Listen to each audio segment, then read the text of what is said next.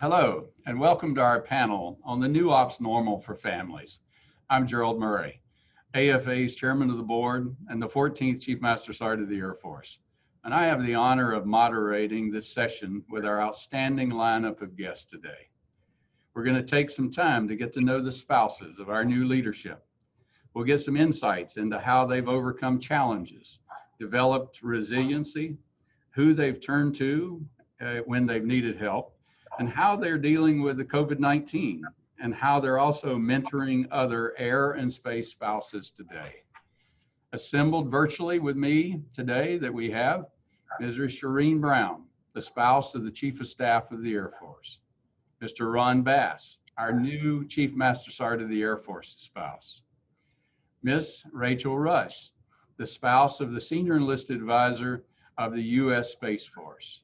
And joining us but taped in a different time period, Mrs. Molly Raymond, the spouse of the Chief of Space Operations, who wasn't able to join us in this panel today, but we had the opportunity to meet with her earlier and recorded her greetings and some comments that we will be putting in as we actually have the opportunity to be conducting the interviews today. So with that, we're going to begin with Mrs. Brown for your opening comments. Well, thank you, Chief Murray, and to the AFA for this incredible opportunity. I'm happy to be here with Molly Raymond, Ron Bass, Rachael Rush, to share our concerns and views facing our military families during this challenging time of COVID. As you may be aware, General Brown and I recently transitioned from Hawaii to Washington, D.C. This is our 20th move, and like many of our PCSing families this summer, it was a bit different this time from other moves, given the new attention to health, safety, and precaution. Our young adult children have never been so happy to have us live in the same time zone. Now, conversations can happen while all of us are awake and not thinking about the 6-hour time difference. We have two incredible sons. Our oldest son lives in Florida and works for the grocery store, Publix, while our younger son lives here in DC, in the DC area, and works for a management consulting firm.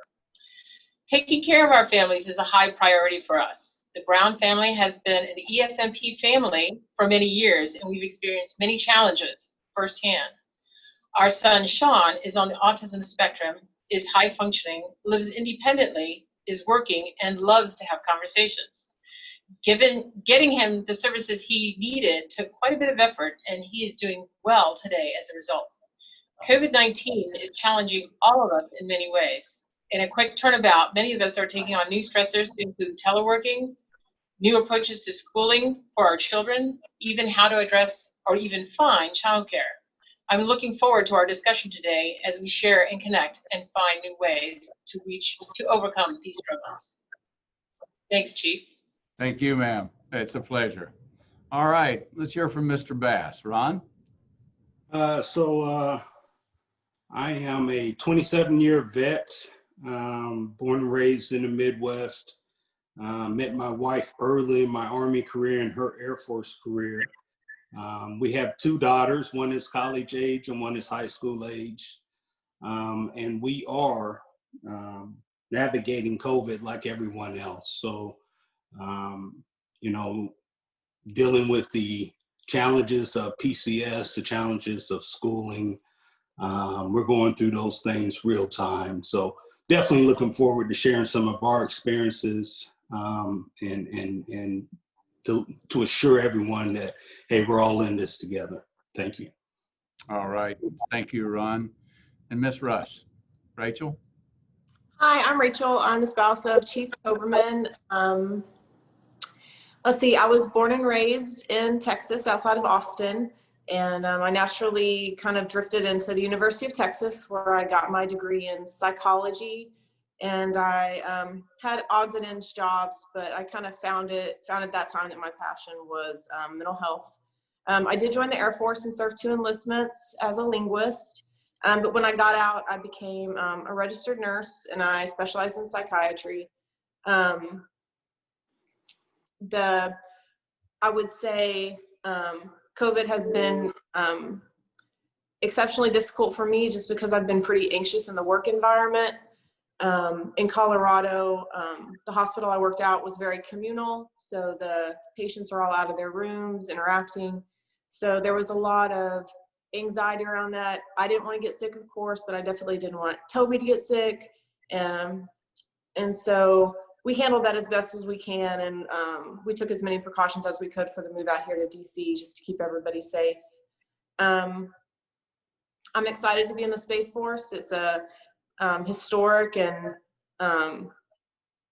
new adventure for everybody involved, and I don't know, I just appreciate the opportunity to be here with y'all today. Thank you, Chief Murray. Hello. Thank you, Chief Murray and the AFA, for this opportunity to join together with Shireen and Ron and Rachel to discuss issues and concerns as we as military spouses and families navigate these challenging times during the pandemic. First, a little bit about myself.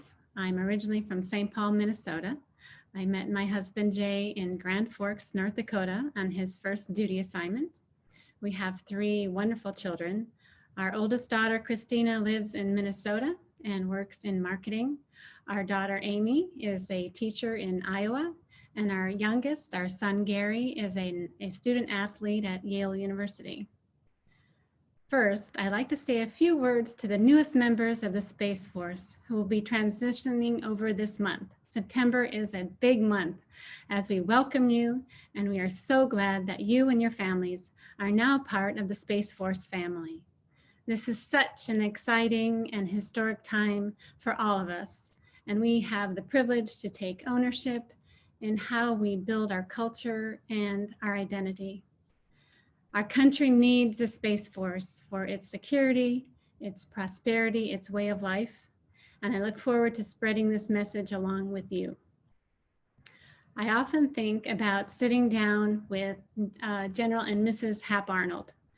My husband, Jay, has been in the Air Force for 36 years and now in the Space Force for 8 months. I would love to talk to the Arnolds. General Arnold also was in the Army for, I believe, 39 years before being the first general of the Air Force. And I know they would be so proud to see the Air Force today. And I'm confident that we will build a service, a Space Force, that our Space Force families will look, and our nation will look back on and be as equally as proud of. Speaking of welcoming our new Space Force families, I look forward to discussing ways in which we will connect with our Space Force and our Air Force members during our time here together today. These are undoubtedly very difficult times, and we are facing the loss of our normal way of life and many other social and health issues. But hopefully today we will have some wonderful discussions on how we can help each other to cope and to connect. Thank you. Well, look, it's an absolute pleasure. I mean, I think about, you know, the diversity in backgrounds and skill sets and leadership that your husbands and wife have in leading our force today, in both at the head of the Air and Space Force and also our enlisted force. But also each of you have such unique, diverse backgrounds and what you bring in your own expertise. You know, we've all highlighted, I think, in many ways of what a historic time this is in the, you know, for the leadership and reality, to think about the 4 of you with the diversity of skills and that you bring and experiences that you bring. I'll tell you, as we put our focus on our families, you know, they're our airmen and space professionals and families. I'm pretty excited about what the 4 of you are going to bring, you know, to the fight, if you will, to bring into this. So again, it's just a great pleasure to be with you and spend this time. All right, so let me get started here, you know, with a few questions that have been posed, you know, for consideration for you to answer. So, Ms. Brown, Shireen, let's start with you on this one. And what have been the greatest challenges for you as a spouse, and how have you overcome these challenges? Okay, well, as a military family, we faced many challenges in one form or another. But for us, it was ensuring that our son received, who has special needs, got the services and the care that he required, maintaining that normal family life in the process. So transitioning every couple of years to some would appear to work against us, given the lack of stability, the constant uprooting with known services and healthcare. Well, for us, it seemed to work for us in our favor in hindsight, believe it or not. Yes, the care was spotty in some places, but it strengthened my fortitude and persistence and advocacy.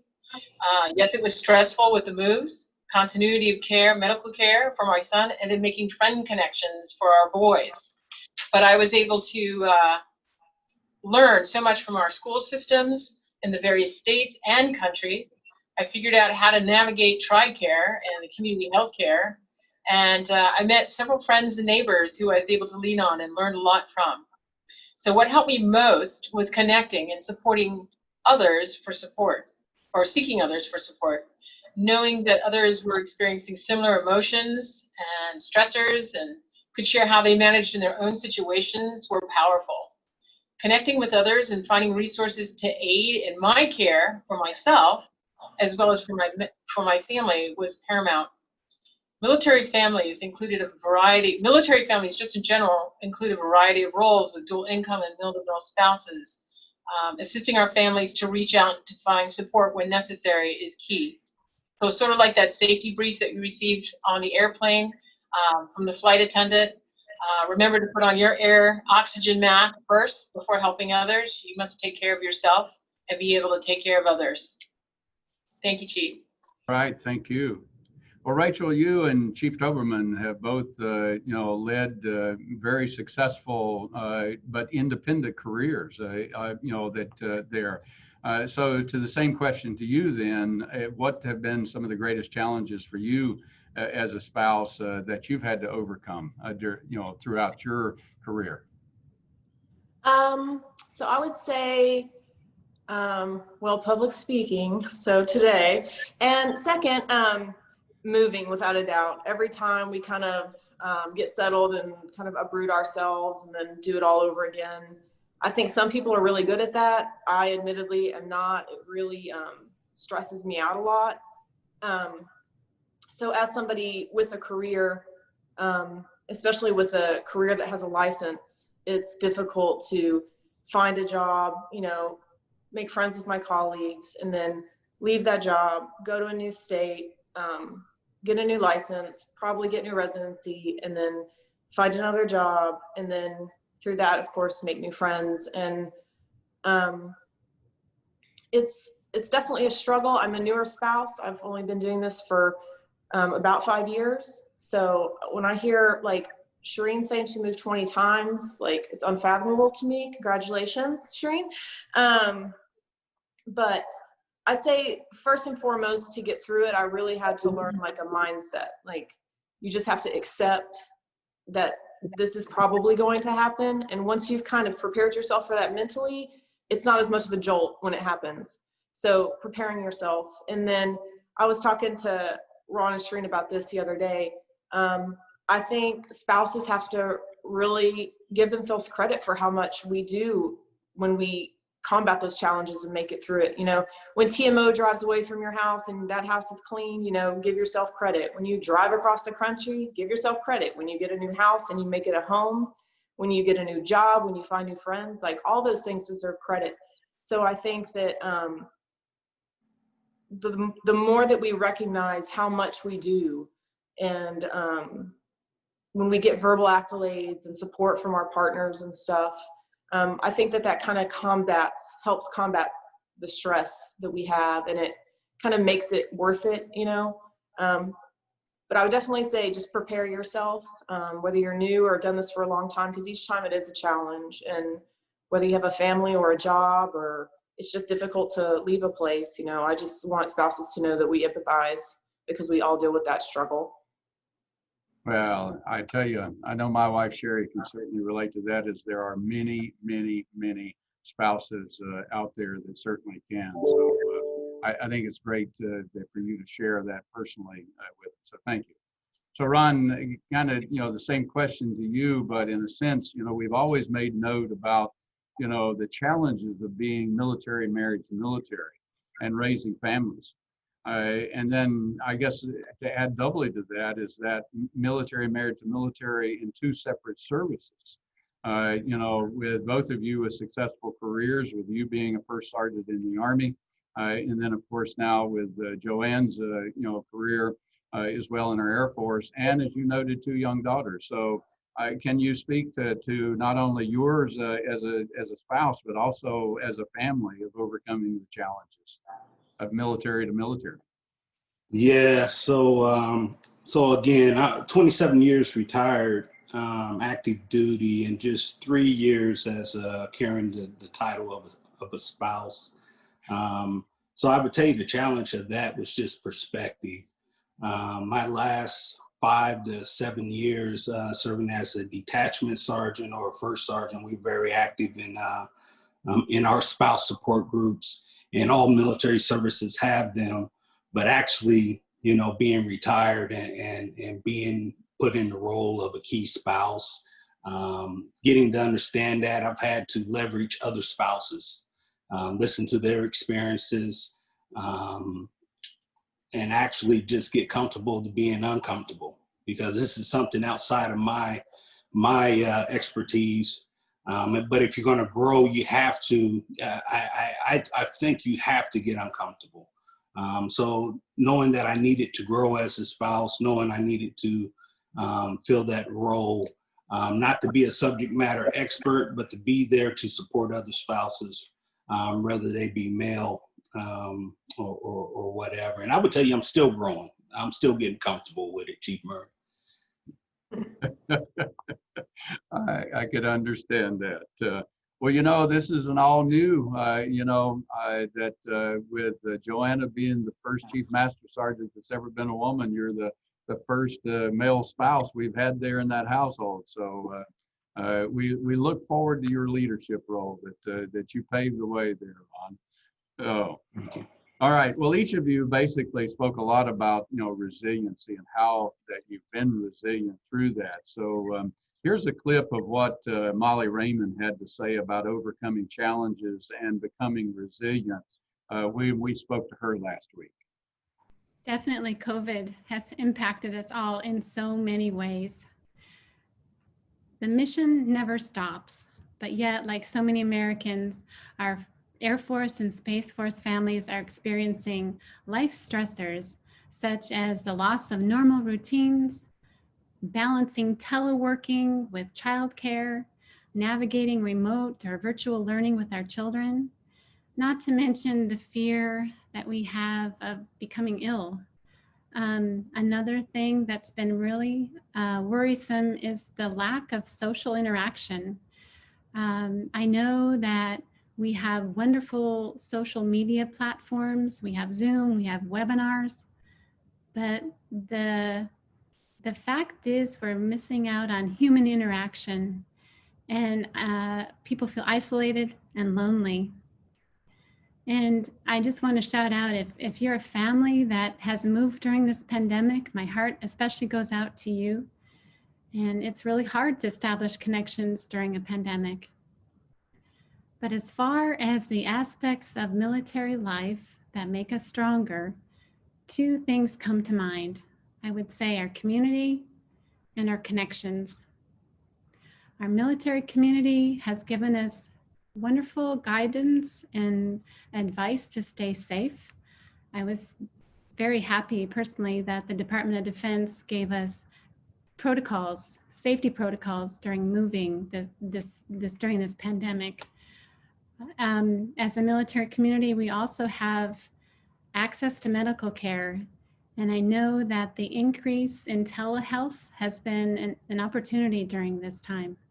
So I'm very grateful for the support of our community.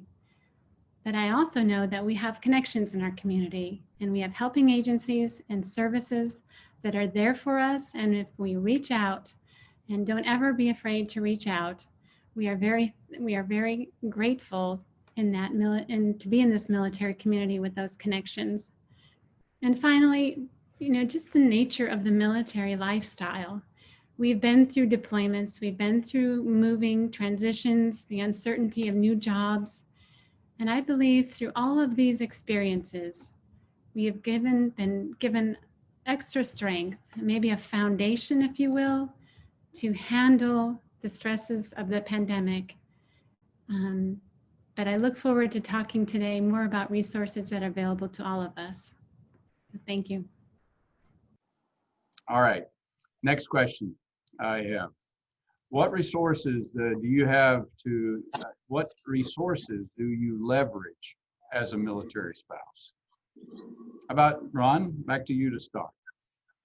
I really think leveraging friends, leveraging other spouses, leaning on senior leadership such as Shireen, and even Miss Raymond, Miss Rush. Everyone has experiences, everyone has something to share, and just being transparent, and I think more people are willing to really help you and bring you along, to grow you. But I think it's really just, being able to share, being in a position to share, and being in a position to receive what other spouses have. That has helped me. First of all, I would just like to personally give a shout out to all our educators, our school administrators, and our counselors for tackling this very unprecedented time. There's no rule book, there's no continuity book. When I look at my daughter who's teaching 3rd grade, and we talk a lot about how she stays connected with her students, she checks in with her students and communicates with her families. I have such high admiration and appreciation for her and for all teachers. The other bits of advice that I would give is to take one day at a time. I would say, please stay connected with any communication resource that your schools offer, whether push notifications, parent portals. Please stay connected because things could change. And also always be willing to ask. If you have any issues with technical support, or if you're struggling with an assignment, reach out to school administrators. They're there to help and they want to help, but we have to ask. Another thing I would, word of wisdom, I guess, is to make sure your child has a little learning area, a little that they know that they can go to for, that's their learning environment. Make sure they get outside if they are at their computers all day or sitting indoors a lot learning. Make sure they get outside and get some exercise, stick to a schedule routine, talk to them about why it's important to, if they are in school learning, to stay healthy with wearing a mask and washing hands. And also don't forget to check in with the emotional well-being of our children. They too sometimes need to talk. And don't forget about military life and family consultants at the Airman and Ready Family Center and Military One Source. They're there to help. Reach out to school liaisons. They have great resources locally in your communities, and they have a pulse on the school districts and can help you and advise you. Reach out to our EFMP coordinators and also the Department of Defense EFMP program. They are very supportive and want to help as well. And one thing I'd like to highlight too that we have personally used is tutor.com. They are available 24/7, free to our military families. And our son used tutor.com throughout high school, writing papers and let's say algebra or calculus questions at 11 o'clock at night, and they're readily available and accessible. So please use that resource. And don't forget about Military Child Education Coalition. They offer many resources and they will help you navigate change and school transitions. They have tools, resources, checklists available. Please explore their website. And also Military One Source has a back to school planning guide during COVID, which includes tips for discussing schools, scheduling, routine, ideas for virtual learning. And one thing too is for our families that have moved during the pandemic, usually you use schools to get your kids connected. And so there are two programs I'd like to just mention that when schools don't have extracurricular activities available, the Air Force has partnered with Boys and Girls Clubs of America, along with 4-H at home activities. And those are two ways that maybe you can find some extracurricular programs for your children to meet other kids.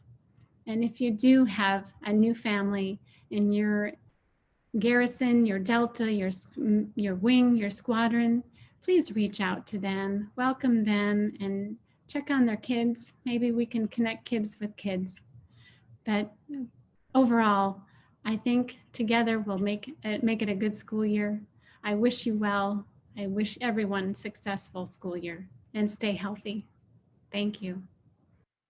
All right, good. Shireen, how about you? What resources do you leverage as a military spouse?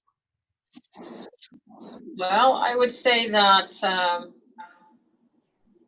finding out those areas that I'm seeking after. So, for example, in my case, it was special needs families, and so finding those groups or organizations that could provide me the support and the information to be able to get where I wanted to go. Of course, I'm a little bit of a curious George when it comes to finding out different bits of not only just information, but how to be able to do things better and more productively, and try to include my family in ways that that are unknowns to me. Like Ron, I tend to lean a lot on my friends and the Air Force family, because oftentimes as we've grown during this process, not only was it my other half or my military member who had built the friendship, so that every time he moved, he had a built-in support, so to speak, with somebody that he knew in that particular at that base or at that place of work. Over time, it became an opportunity for me to share with my children too. Oh, do you remember your friends from this location? Well, guess what? They're going to be at this new location. And so it was an opportunity to make that connection, not only for the boys, but also for me to seek out friends and family, or rather just friends, my Air Force family friends, to help me kind of get readjusted. And then when I didn't really know anyone in that location, just trying to figure out using the available resources, sometimes going to the schools and seeing what programs they might have set aside for military families, or going to the Air Force Family Resource Center sometimes had information for me that I was at times sort of surprised that they had, but they are all inclusive. They weren't kidding when they said from the cradle to the grave, they just have a little bit of everything for everyone. So in different phases, I guess, of my life, I've been able to reach out and find connective friends and resources, either that the Air Force has provided, which we've been very fortunate to have, and have felt somewhat connected in the different places. I will say that my last location where we came from in Hawaii, I almost hate to say senior leader, seasoned spouse maybe, I don't know. One day I'll have to find another term that's a little bit more comfortable, I guess. And that was Hawaii was a location after many years in the service that we have never been to. So like many of our spouses, I kind of felt like that newbie on the block and trying to figure out where to go and what to do and who to talk to. And we didn't have kids in the house at the time, so they weren't my connectors anymore. And we didn't have a pet, and my pet wasn't the connector anymore. So I had to reach out and talk to friends or meet friends for starters, and then figure out where to go from there. And as it's turned out, it was a wonderful opportunity for me to explore and learn new things, and that I did while I was in Hawaii. So I'm looking forward to doing the same thing here, here in DC. I have a funny feeling I have a few friends who I could probably connect. Yeah. All right. Well, Rachel, you mentioned, that fairly new. You said 5 years, that with this. So in that time frame, then, what resources do you then leverage as a military spouse? Well, like my other two colleagues here, definitely the organic resource, the people. When Toby takes me to events or anything like that, I soak that up as much as I can. I try and walk out of there with like as many friends as possible because I crave those relationships. Those are really important to me. And as far as just like literal resources go, it's kind of impacted right now, but I'm so grateful for the gyms. I love that I can just go into a gym on base and they have great functional fitness equipment. And I'm really grateful for that resource. Of course, now it's changed a little bit, but hopefully when COVID calms down, they'll reopen them. Andrews is really cool because they have, I haven't used them, but I see them when I drive around. They're literally boxes, like kind of out on a parking lot almost. And I don't know how you access them, but they have all this gym equipment inside. So you can just pull out barbells and work out. And I just think that's really cool. I think all those little things that the military comes up with are really neat. But obviously healthcare. I've been a civilian without health care before. I've been a civilian who paid premiums before. And I'm just, I try not to utilize it a lot. I hope to be healthy, but just knowing that that's there and just knowing that spouses have that option to use the healthcare system that we have, I think is really great. So my friends, my fitness, and my healthcare, I would say my 3 top ones. And there's obviously a lot of things in the works for like licensure and residency stuff that there's legislation in the books. I know it's pending, some of it, and I need to look more into that, of course, since I have a license, but those kinds of things I'll be looking into and trying to kind of finesse and navigate. So hopefully I'll be utilizing those as well soon. All right, great. Well, Shireen, for you and Ron, both of you mentioned your children. And certainly, Sherry and I moved children several times as well. How have your children adapted, through the various PCS moves and through the separations, when your spouses or even you, Ron, were off on deployments? How have they dealt with that? Ron, how about you? Okay, so I would tell you the pre-COVID, I think military children are phenomenal. Because of the moves we have to do, because of the integration into other communities, I think military children are very outgoing and adjusting to their environments. Now, it's not easy for them, but I think in the end, it has made definitely my oldest a stronger, productive child in society. And I'm seeing it in my youngest too. Now, throwing COVID, and the challenge is really the school systems. And I understand that depending on, where you're stationed at, some of the schools have reacted to COVID, have responded to COVID probably better than other schools. And they're probably a little more robust in their online training or interactive training. I would tell you that where we left from our last duty station, I think they were just a victim of, like everyone else in the U.S. Hey, no one was prepared for it. And it really, really showed finishing out the school year.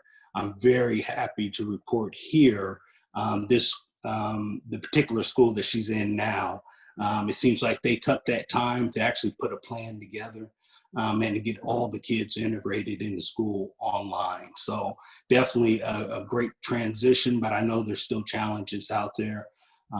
Challenges in PCS, we had our challenges, and we know that as other Air Force families are moving, that they're going through their challenges too. So I would say remain positive, just stay open-minded, and continue to social, whether it's through Zoom or it's through Google Meet.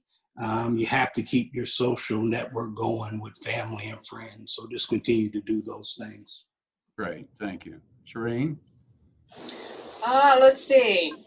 It's been interesting. So one of the things I did not say was both General Brown and myself are military brats ourselves. I guess we just love this growing up that way that we decided to put our children through it as well.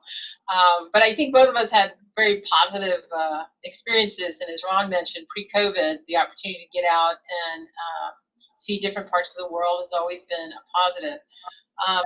I will say there have been times where it was, no kidding, very much a challenge, especially for our younger son, who I for whatever reason, maybe I was just too wrapped up in motherhood and trying to get things taken care of for the family, that my younger son, for the first 8 years of schooling, he was in a different school every year, and not because of our intervention or anything along those lines. It just was the way the timing worked out, and the locations that we were in. And so when we had to sit down with the boys and share with them that we were moving yet again, no kidding, to Europe, one jumped for joy and the other one just sat and cried.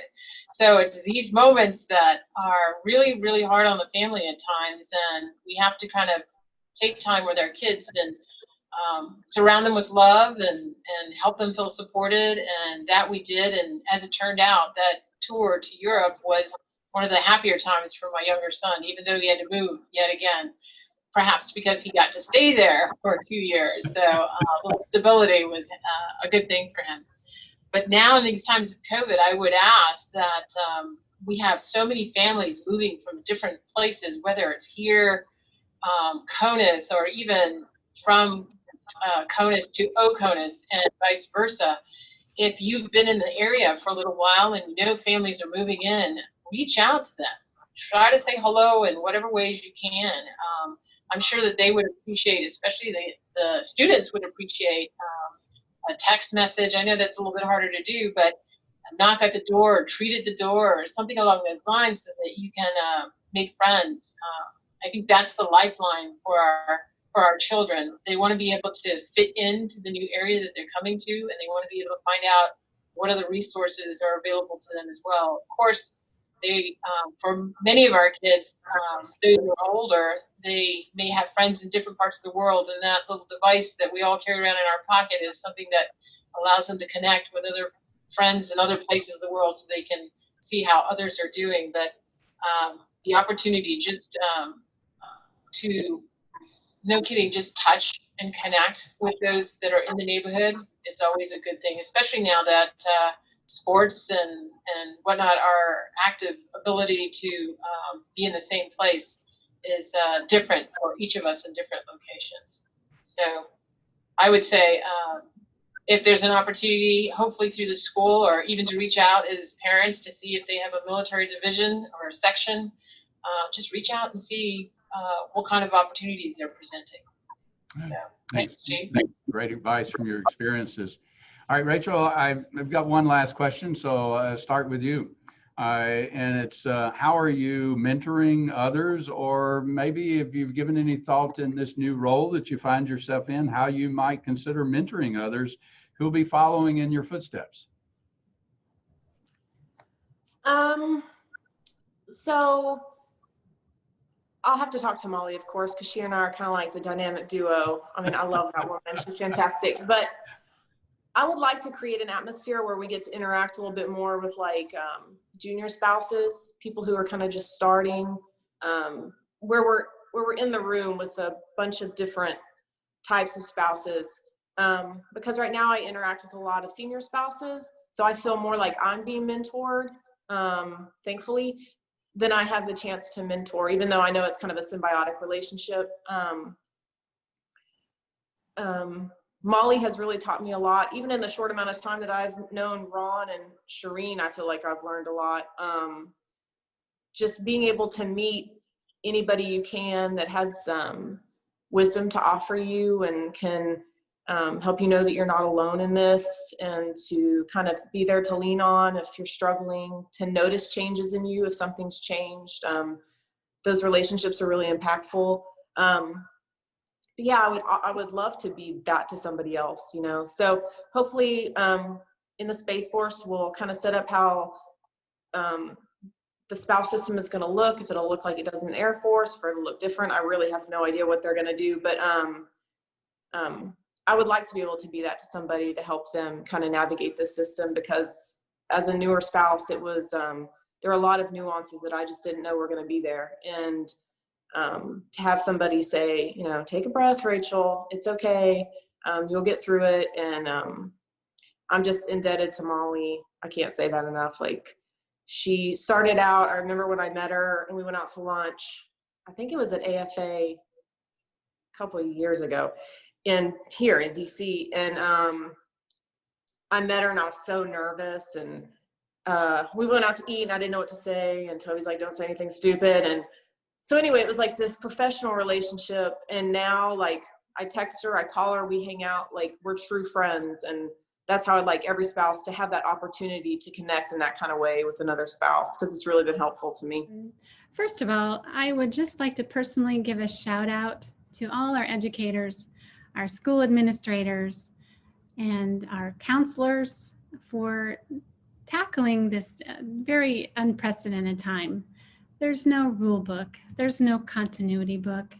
When I look at my daughter who's teaching 3rd grade, and we talk a lot about how she stays connected with her students, she checks in with her students and communicates with her families.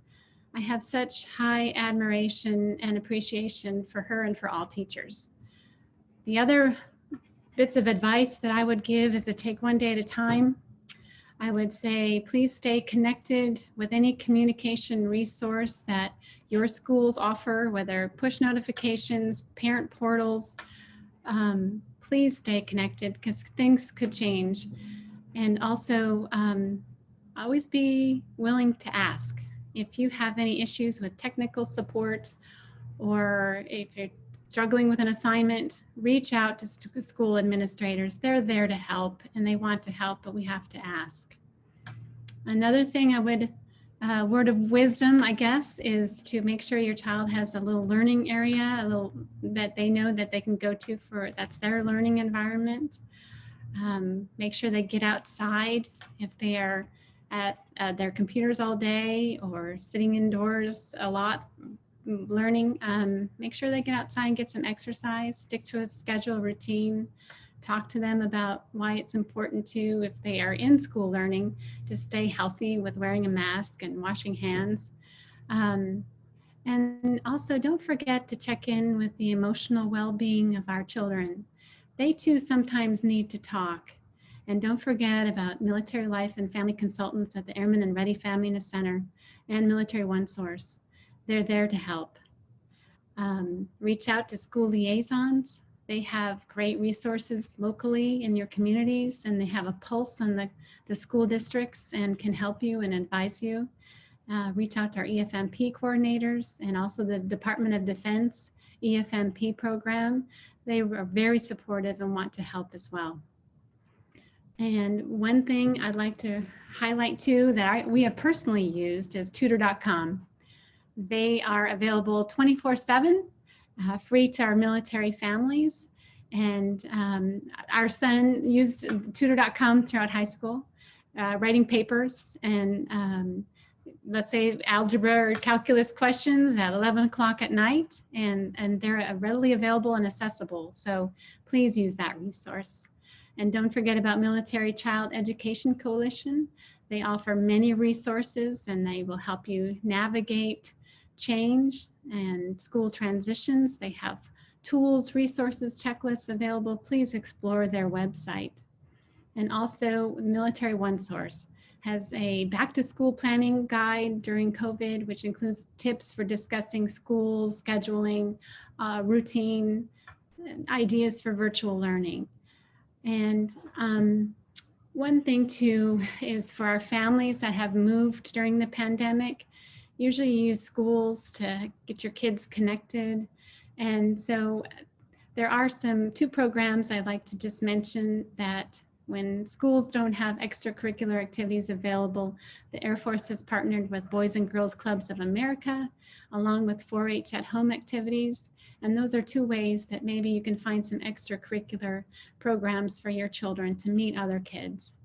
And if you do have a new family in your garrison, your Delta, your wing, your squadron, please reach out to them, welcome them, and check on their kids. Maybe we can connect kids with kids. But overall, I think together we'll make it a good school year. I wish you well.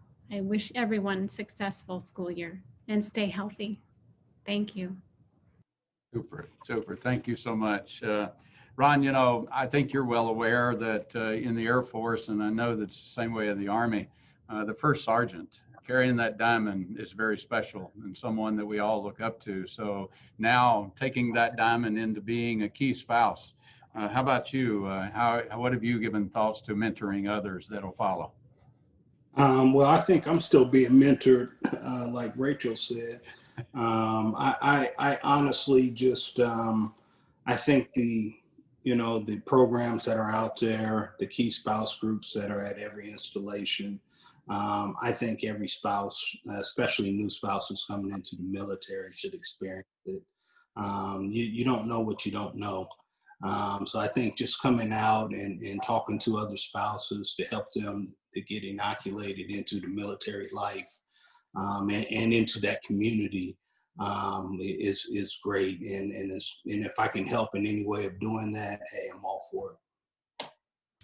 Shireen, it has been a tradition throughout all of the years that Sherry and I were in a service, I think, that preceded this and continues on today, being the spouse of a commander.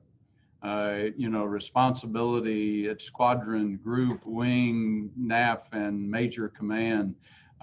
You've got a wealth of experience in that, in support and mentoring. What's your view, and how do you look at it? Well, first and foremost, I think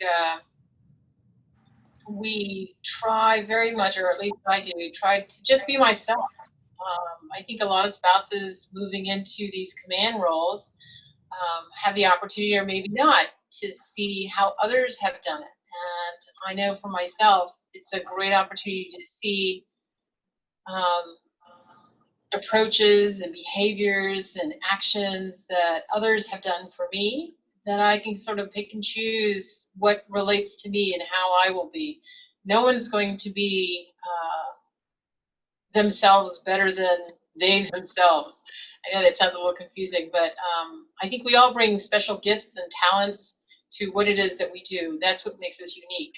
And if we are true to ourselves, I think we'll be successful in our own way. But sometimes we just have to share a little bit of our expectations, meaning share who we are. I know that can be very frightening and putting yourself in a vulnerable position, but I think when people understand where you're coming from, they're a little bit more endearing and caring and are willing to support you.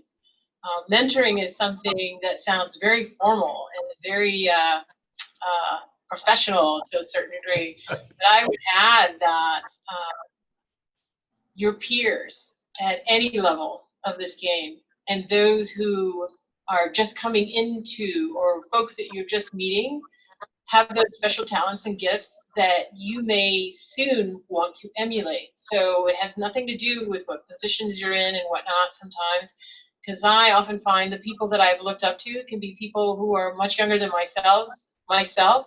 And in this day and age where technology is key, I really do have to look to the younger minds to figure out how to be able to do things and whatnot. So I think it's forming a relationship, having that trust between people, and just seeing things that you would like to kind of build on your own and reaching out to that person, and hopefully you'll have a genuine and authentic relationship to build and feel comfortable in and to learn from each other. So just forming that bond a little bit, I think will make a big difference. As people watch you and you are yourself and confident and trusting in yourself, people will notice, and they'll move on from there. I think you're exactly right. And I think that's one of the great things about, when true mentors, you don't have to say the word mentor, that it really is that just honesty and being yourself and trust. So thank you.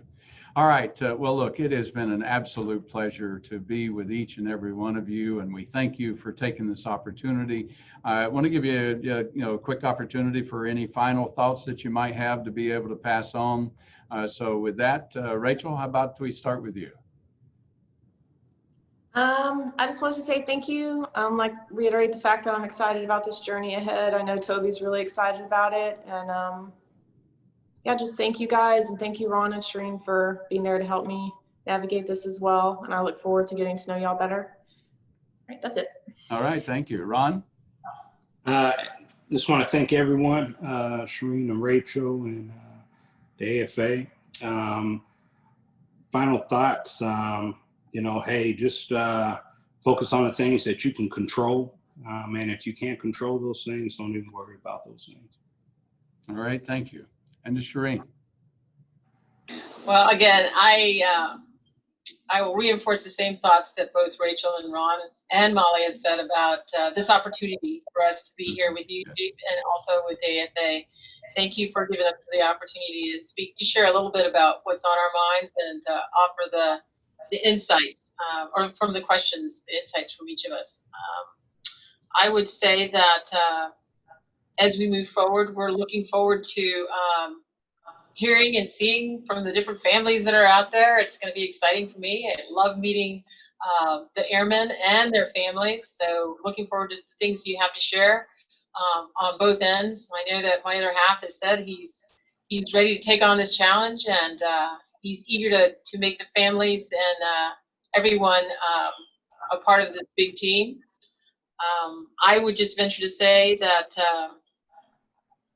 as we go through this, that make sure you take care of yourself. These times are very challenging and they can be very hard pressed, but make sure you take time to take care of yourself and to take care of your family. Most certainly take care of your military member, because they're out there still trying to make sure the mission is running, and we want to be able to have a healthy force going forward, but we also want to be healthy ourselves as we move through this. Hopefully this will be very short term and we'll move on to a new normal, but one that will be normal.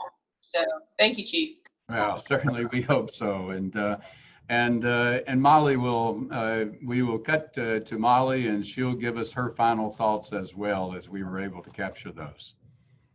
Thank you, Chief Murray. Thank you, AFA. Well done, Shireen, Ron, and Rachel. Thank you for this opportunity today to talk about how we can stay connected.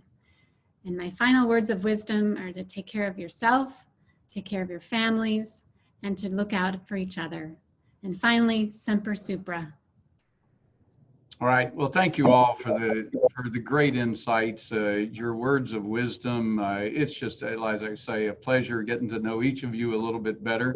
I can tell you that when this is aired, that my wife Sherry is going to really enjoy this segment of it, and so this is very special for us in the Air Force Association. I don't remember a segment we've done like this before, so for you to be a part and take part in this virtual Aerospace and Cyber conference is making our conference even more special.